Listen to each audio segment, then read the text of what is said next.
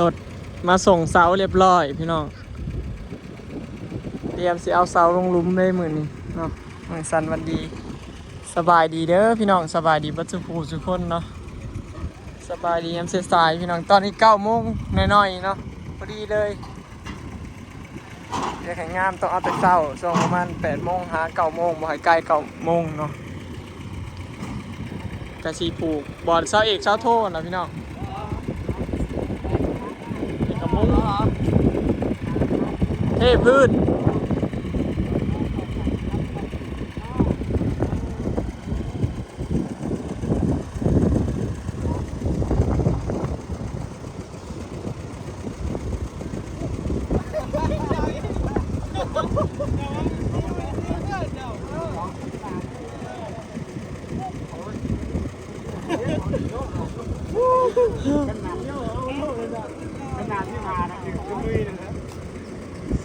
อันนี้นา18แต่ว่า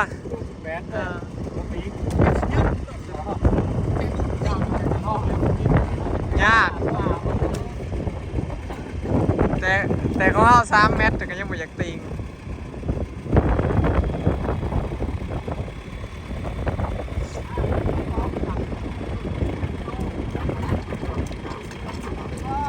หลายเสาเพื่อนครับก็ใส่หนา15เบิดหนา18เบิดชัวเนาะจังไง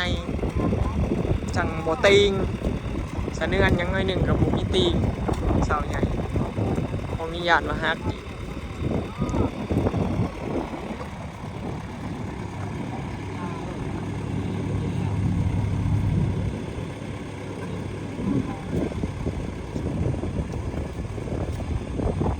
เฮ็ด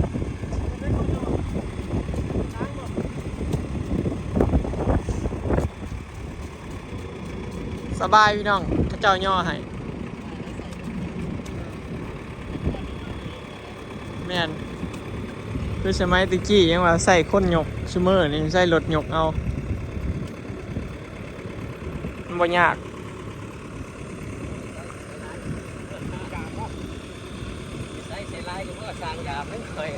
สร้างยาวๆเนาะ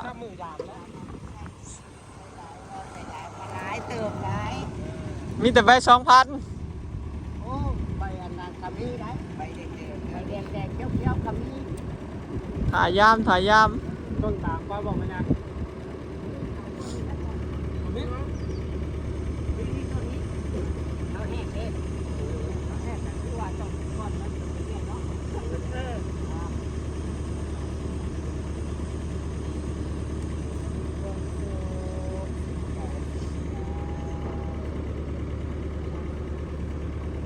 น้ำหอมพี่น้อง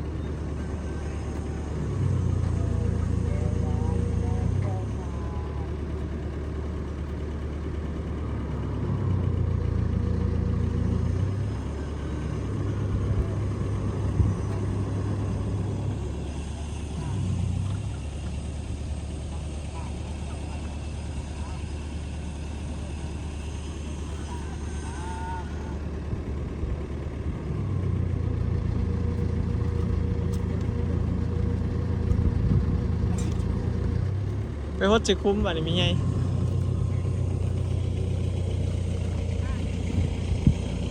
เอาเงินใส่พร้อมเสาเอกเสาโทลงแล้ว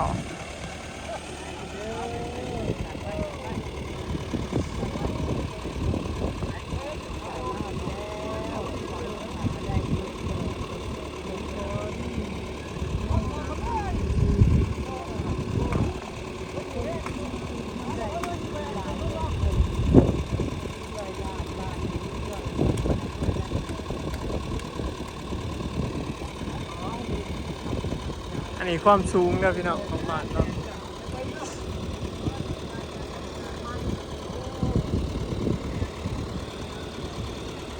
พระเจ้ากาสีอันนั้นเนาะแบบเดียวกันนี่แหละพี่น้องตั้งเสาไว้แล้วเอาไม้ค้ำไว้แล้วก็จังสีกอยปูนแล้วมาเทจับไว้เนาะแต่ก็มีซ้ำนี่พี่น้องมือนี่เพราะว่าถาปูนแห้งแล้วก็เจ้าจังสิมายกโค้งมูลค่าได้เนาะมือนี่ก็คือสิมียกย่อเสาแล้วก็เทระดับหนาดินไว้เรียบร้อยเลยได้เครื่องไว้แล้วมีแต่เอาหินเอาทรายมาเทลง เอาปูนมาเทลงให้มันจับเสาไว้เนาะมือแหงมืออื่นมือฮื้อพุ่นละสร้างคือจังสิได้เฮ็ดเริ่มเฮ็ดเทือนเนาะเริ่มยกโครงมุงหลังคาแต่ส่วนหลายทางคนบ้านเฮาก็สิประมาณสิยกโครงก่อนจังก่อจังสาบจังแอมส่วนหลายพี่น้องส่วนหลายเนาะ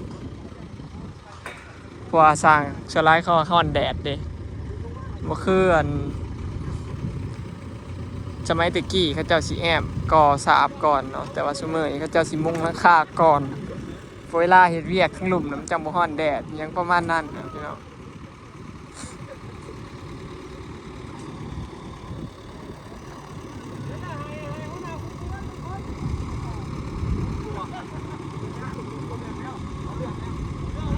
ความสูงหนา4 เมตรปลายพี่น้องพอเฮือนทรงนี่เนี่ยมันบ่ได้มีแบบแอวสูงนะ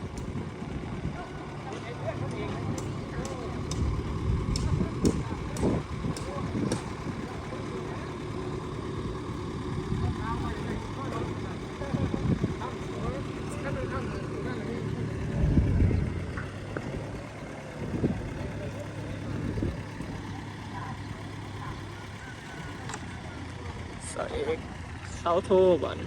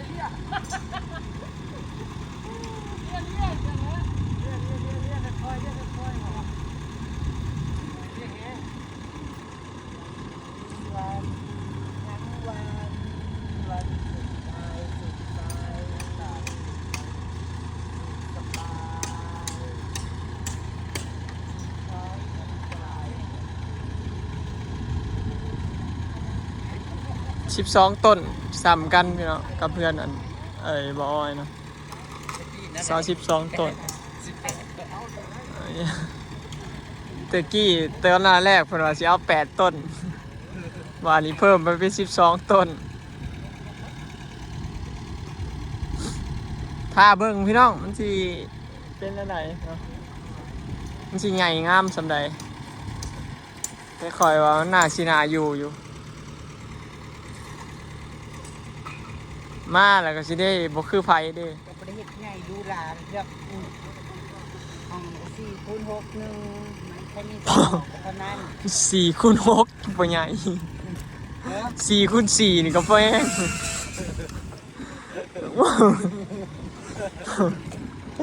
มีไอ้อำมาลาบอกว่าห้องก็บ่ใหญ่ดอกพี่น้อง4x4 กับ 4x6จะเบิ่งเนี่ย4x4นั่นหลังเรือนอันนี้4x6มันสิซ้ำใดจ้ะ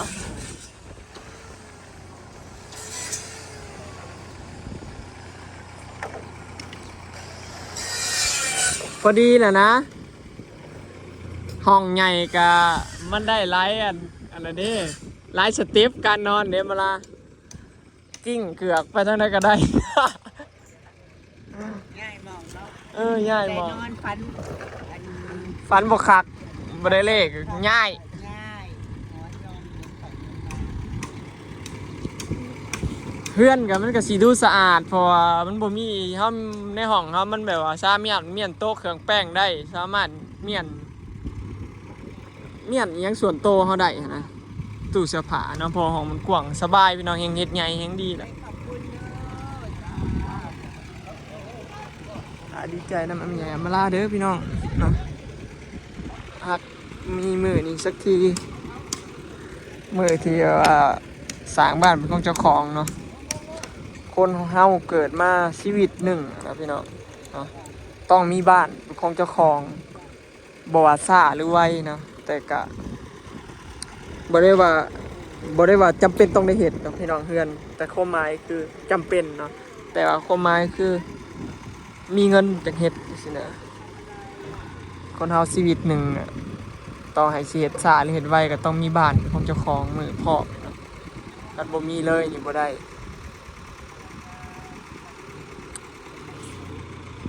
เผื่อไว้ให้ลูกให้หลานอยู่สำหรับบอยนะบ่ได้เคยเฮ็ดนั่นเฮ็ดนี่คือกันเวลาสร้างนั่นสร้างนี่บ่เคยคิดเด้ว่า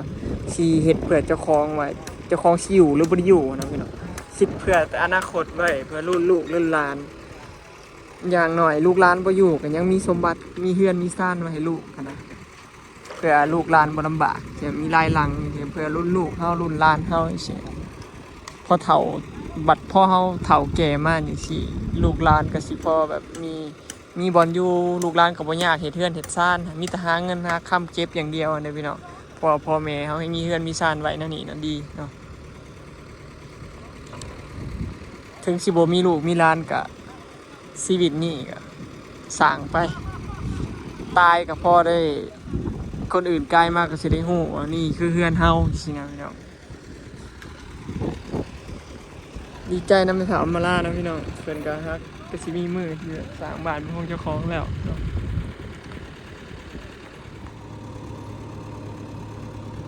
อันนี้มุมหล้างบ้านพี่น้อง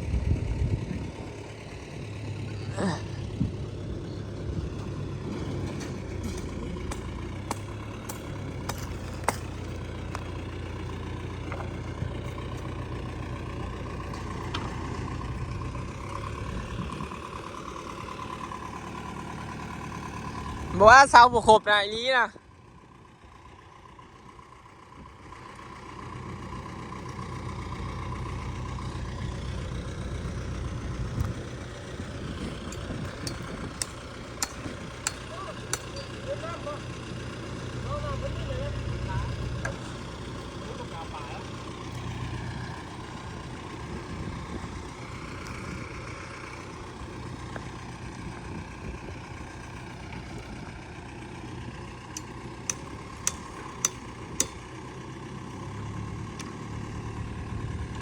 มื่อนี้เขาเจ้าก็ซื้อตั้งเสาไว้เอามือหนาพอแล้วพี่น้องจะได้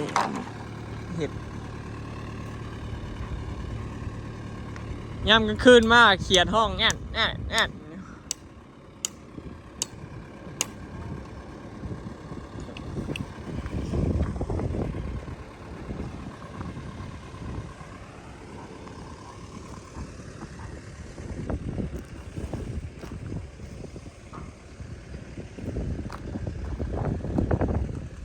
เป็นไงไม่ไง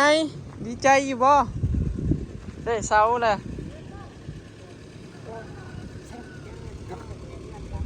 เราก็รู้สึกเด้อก็น้ำตาก็ยังไหลไปล่ะเราจะกำลังจะทำอะไรประมาณนี้เด้อ้อยเรากำลังเสร็จอย่างนี้แต่ถ้ากำลังมีภาระอีกนะฉันจะต้องทำเป็นภาระที่ของฉันจะต้องทำประมาณนี้นะ มีแนวตั้งมาแล้ว มีแนวเรียน มันสิมีแรงบันดาลใจนะในการหาเงินต่ออันอีห้าคิดแบบว่าฉันกำลังจะทำอะไรประมาณนี้ดีนี่นะเรียกของฉันอะไรประมาณนี้แต่สำหรับเฮาอ่ะบ่ให้เฝ้า สำหรับเฮานะเฮาว่าบ่ให้ฟ้าวแล้วยังได้กระยามัน เพราะว่าถ้ามันฟ้าวเกินไป ตามเงินเท่าแล้วเนาะ แม่นบ่ต้องว่าให้ล้นร้อยหลอดแบบว่า จนบ่มีเนาะ ให้เจ้าของใช้ชีวิตแบบพ่อได้สิอยากกินหยังก็ซื้อกินน่ะบ่ให้แบบลำบากจนได้อดๆอยาก เรื่อยๆซะเนาะ ๆเออ แต่ว่ามี เพราะว่าเขามีเงินอยู่เด้เจ้ามีเงินอยู่แล้วเด้ประมาณคือมันอยากแล้วยังได้กระยามันบ่ต้องตั้งเป้าว่าปีหน้าต้องแล้วปีฮื้อต้องแล้วอย่างเงี้ยบ่ต้องปังว่าไว้มันเมื่อยเพราะทุกอย่างมันมีเวลาของมันนะซ่าได้ผ้าเหลี่ยมงามข่อย ยังก็ซาได้ผ่าน ซ่าได้ผ้าเหลี่ยมงาม คอยเฮ็ดไป คอยเฮ็ดไปคอยเฮ็ดไปทูไปอันนี้บ่ดีก็แก้เปลี่ยนสินะซ่าได้ผ้าเหลี่ยมงามผู้เฒ่าผู้แก่เพิ่นนะเพราะทุกอย่างมันมีเวลาของมันเด้อพี่น้องต่อเฮาสิฟ้าวสำใดเฮ็ดไว้ซะได้เอาไปมาเฮ็ดไว้แห่งผิดพลาดซ้ำเพราะทุกอย่างมีเวลาของมันเด้เอามีเฮือนอยู่เด้บ่แม่นหยังดอกเรามีเฮือนอยู่แล้วเอามาลาเราก็อยู่พุ่นคือเก่าคอยเฮ็ดไปแล้วในกระยามัน ได้แย่งแล้วบัดนี้ตื่นมาได้แย่งเสาแย่งแล้ว ดีใจกับแม่สาวมาลาเด้อพี่น้องมื้อนี้เนาะในที่สุดก็ถึงวันนี้สักทีเนาะคลิปนี้ก็สิขอเก็บภาพบรรยากาศสำนี้เด้อเนาะพี่น้องเดี๋ยวรอติดตามตอนต่อไปเนาะว่าบ้านหลังนี้จะสวยแค่ไหนแต่ว่าหลังจากที่มาตั้งเสาแล้วความสูงความยาวนี่พอดีเป๊ะเลยพี่น้องสูงคักเนาะเบิ่งความสูงก็อยากสั่มมัน2สั้นเฮามอยไปแล้วพี่น้องสบายดีพอกันคลิปหน้าเด้อเนาะ